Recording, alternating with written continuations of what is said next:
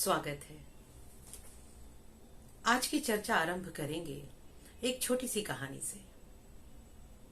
कहानी आप सबने देखी है, टीवी पर महाभारत का सीरियल आता था। उसमें दृष्टांत आता है कि पांडवों ने जब अपना नगर बसाया तो बहुत ही सुंदर उसका इंटीरियर करवाया, बहुत अद्भुत इंटीरियर था। तो दुर्योधन उस महल में आया और इतना अद्भुत इंटीरियर देखकर उसे जल में थल और थल में जल का भ्रम हो गया और वो पानी में गिर गया। तो जैसे ही वो पानी में गिरा तो द्रौपदी खिलखिलाकर हंस पड़ी और हंसते हुए बोली, अंधे का पुत्र अंधा। इसका मुझे कोई मेरे पास प्रूफ नहीं है कि द्रौपदी जैसी सती स्त्री ने ये कहा था या नहीं कहा था, लेकिन सीरियल की बात मैं आपको बता रही हूं। तो द्रौपदी ने कहा, अंधे का पुत्र अंधा। और ये बात दुर्योधन के दिल को चीर गई। दुर्योधन ने संकल्प ले लिया कि इसके मान का मर्दन करना है और वहीं से महाभारत की नींव रखी गई। कहते हैं तलवार का घाव एक बार को भर जाता है, लेकिन वाणी से दिया हुआ घाव कभी भरता नहीं है। इसीलिए 17वें अध्याय में भगवान कृष्ण ने कहा कि हे अर्जुन, वाणी का तप बहुत महत्वपूर्ण है। हमें कभी भी किसी को उद्विग्न करने वाला, आक्रोशित करने वाला वाक्य नहीं बोलना चाहिए और हमें ऐसी बात करनी चाहिए, ऐसी वाणी बोलनी चाहिए जो दूसरे को भी शीतलता प्रदान करे। तो जब भगवान ने अर्जुन को 3 तरह के तप बता दिए कि शारीरिक तप क्या होता है, मन का तप क्या होता है और वाणी का तप क्या होता है, तो निश्चित ही अर्जुन के मन में भी विचार आया होगा कि अब ये आपने 3 तरह के तप बता दिए, तो इन तपों में सात्विक तप कौन सा है? क्योंकि हमारे मन में भी ये विचार आएगा। भगवान कृष्ण हमें 3 गुणों से युक्त प्रत्येक क्रिया बता रहे हैं, क्योंकि 17वें अध्याय का आरंभ ही इस प्रश्न के साथ हुआ है कि जिसकी जैसी श्रद्धा होती है, जिसकी जैसी निष्ठा होती है, उसके द्वारा किए गए कार्य भी उसी के भांति होते हैं। तो भगवान कृष्ण ने कहा कि ये 3 तप हैं अर्जुन। शरीर का तप अलग होता है, मन का तप अलग होता है और वाणी का तप अलग होता है। तो अब इन तीनों तपों का कैसे पालन करना है या किस तरह से पालन करना चाहिए ताकि ये सात्विक तप बने। लेकिन इन्हें हम सात्विक बनाना तो हमारे हाथ में नहीं है। अभी तो हम देख रहे हैं कि किस तरह से कौन सा तप सात्विक होगा या राजसी होगा या तामसी होगा। तो भगवान आगे कहते हैं कि हे अर्जुन, ये 3 तरह के तप हैं। अब इन 3 तरह के तपों का पालन जो भी मनुष्य संपूर्ण श्रद्धा के साथ, शास्त्रीय विधि के साथ और फल की इच्छा ना रखते हुए करता है, तो वो तप सात्विक कहलाता है। ये बहुत सुंदर बात है। अफलाकांक्षित, फल की इच्छा ना करना। भगवान कृष्ण ने संपूर्ण गीता में इस बात पर बार बार महत्व दिया है कि फल की इच्छा मत करो। तो मन में ये शंका उठ सकती है कि अगर फल की कामना नहीं होगी तब मनुष्य कर्तव्य करेगा ही क्यों, कार्य करेगा ही क्यों। तो कई स्थानों पर इस बात को गलत तरीके से व्याख्या की गई है कि फल की इच्छा नहीं करनी तो कार्य नहीं करना।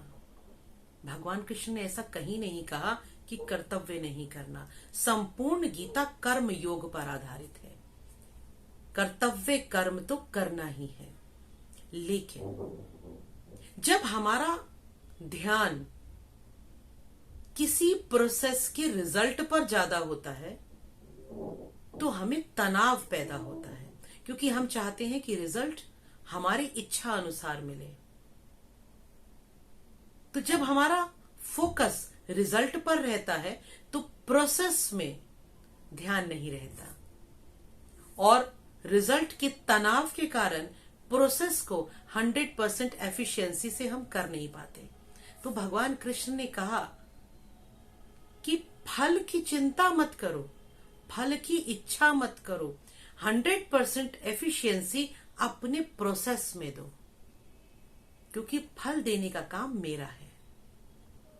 वैसे भी कहा जाता है कि यात्रा में आनंद है। हम मान लीजिए किसी हिल स्टेशन पर जा रहे हैं, तो आप अपनी गाड़ी भगाते हुए चले गए और रास्ते के खूबसूरत नजारों का आपने आनंद नहीं लिया, कल कल बहते हुए झरनों को आपने देखा नहीं, चहचहाते हुए पक्षियों को आपने सुना नहीं, चीड़ और देवदार की खुशबू को आपने अनुभव नहीं किया, तो सीधे जब उस पहाड़ पर पहुंच जाएंगे तो क्या आनंद आएगा? नहीं आएगा। इसी तरह से असली आनंद किसी भी कर्म या यज्ञ, श्रीमद् भगवत गीता की भाषा में प्रत्येक कर्म को एक यज्ञ कहा गया है।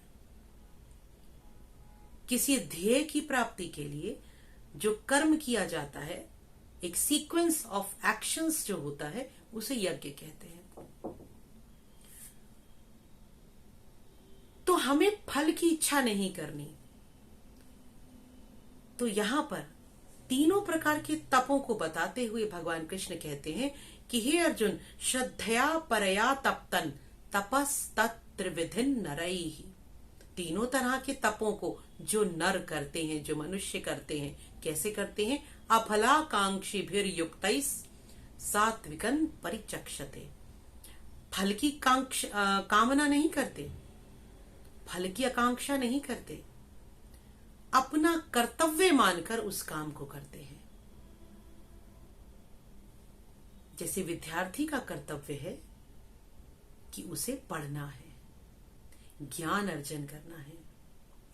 कोई व्यक्ति जो व्यवसाय करता है तो उसका कर्तव्य है कि व्यवसाय को पूरी ईमानदारी से करना है, जिससे वो अपने गृहस्थ का पालन कर सके।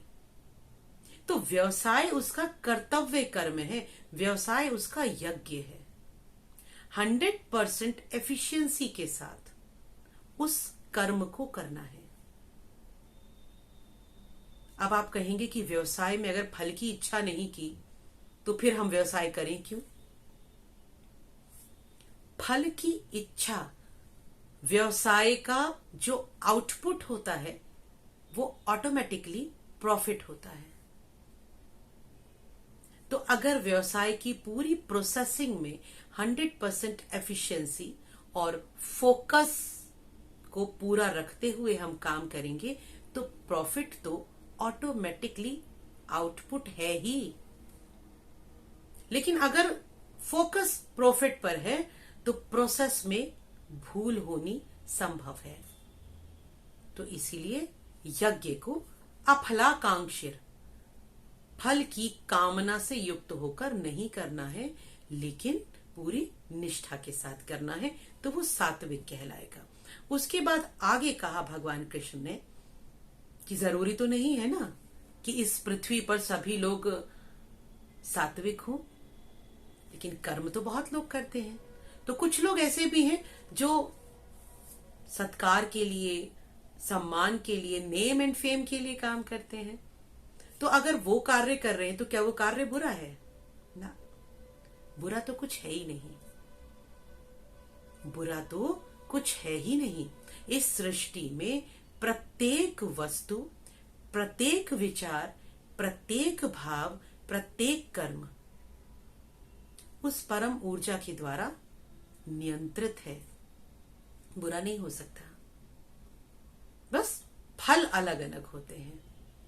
तो भगवान ने कहा कि वो व्यक्ति जो इन सभी तपों को, यानी शारीरिक तप को, मानसिक तप को और वाणी के तप को। सत्कार और अपने नाम शोहरत पाने के लिए करता है। कैसे?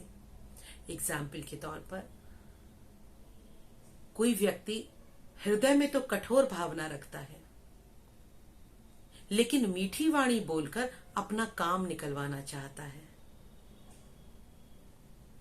गुरु का तो सम्मान दिखावे के लिए कर रहे हैं, क्योंकि अंदर हमारे भाव ये है कि गुरु कुछ ऐसी युक्ति बता दें जिससे मेरे व्यवसाय में दुगनी तरक्की हो जाए।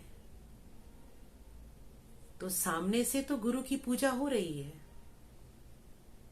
बहुत हम पुत्रेष्टि यज्ञ होते हैं, कामना पूर्ति यज्ञ होते हैं, हवन होते हैं, व्रत उपवास होते हैं, अनुष्ठान होते हैं। ये किसी ना किसी कामना की पूर्ति के लिए किए जाते हैं, या मेरा नाम हो, मेरी शोहरत हो, इसलिए किए जाते हैं। दिखावे के लिए, पाखंड के लिए किए जाते हैं। तो कार्य तो भगवान के निमित्त ही किया जा रहा है, लेकिन भावना कैसी है? भावना महत्वपूर्ण है। तो अगर भावना सत्कार, मान और पूजा की है कि मेरा मान हो, मुझे मालाएं मिले, मुझे अवार्ड मिले, मेरा दिखावा हो, लोग मेरी वाहवाही करें, तो ऐसे जो यज्ञ हैं वो राजसी कहलाते हैं। उसके बाद यहां तक भी सीमित रहता तो सही था, लेकिन भगवान ने आगे कहा कि इस सृष्टि पे हर तरीके के लोग हैं। तो वो लोग भी जो हैं, जो हठी हैं, जिद्दी हैं, आक्रोशी हैं, क्रोधी हैं, जिद ठान लेते हैं और अपने शरीर को कष्ट पहुंचाने को ही तप कहते हैं। तो ऐसे लोग जो किसी दूसरे का नुकसान करने के लिए तांत्रिक विधियों का सहारा लेते हैं, किसी दूसरे को परेशान करने के लिए अपने शरीर के द्वारा बहुत हठी तपस्या करते हैं, या किसी तांत्रिक साधना और अनुष्ठान को करते हैं ताकि दूसरे का नुकसान हो जाए, अपनी वाणी के द्वारा बुरा बोलते हैं ताकि दूसरे का नुकसान हो जाए, अपने हृदय में, अपने मन में बुरे विचार रखते हैं, बदला लेने का भाव रखते हैं, बैर रखते हैं, तो ऐसे लोग और ऐसे तप तामसी तप कहलाते हैं। अब प्रश्न ये है कि मनन किसे करना है? मनन करना है आपको और मुझे जानना है कि मेरा जो भी कर्तव्य है, जो कर्म है, जो काम मैं कर रही हूं, उसके पीछे छुपी हुई मेरी भावना कैसी है। क्योंकि 9वें अध्याय में भगवान कृष्ण ने बड़ा सुंदर बात कही है कि मैं भाव का ही भूखा हूं। पत्रम पुष्पम फलम तोयम यो में भक्त्या प्रयच्छति। कुछ भी मेरे भक्त मुझे दें, लेकिन वो भाव से दें, कुछ भी अर्पित करें। तो जो वैल्यू है वो भावना की है। काम करते समय, कोई कर्म करते समय, कोई एक्टिविटी करते समय, कोई रिश्ते को निभाते समय, कोई व्यवसाय को करते समय, कोई डीलिंग करते समय, उसके पीछे हमारी भावना कैसी है। तो भावना अच्छी है तो फल भी अच्छा मिलेगा। कहते हैं कि भाव का भूखा हूं मैं, भाव ही में सार है। तो उस परमात्मा को, उस परम ऊर्जा को सिर्फ और सिर्फ अपने पवित्र, सरल, सहज, सौम्य भावों से ही हम आकर्षित कर सकते हैं। तो मनन जारी रखिए, क्योंकि आत्मचिंतन और आत्म मनन ही हमारे उन्नति का आधार होता है। तो बढ़ते रहेंगे धीरे धीरे आगे। ओम तत्सत।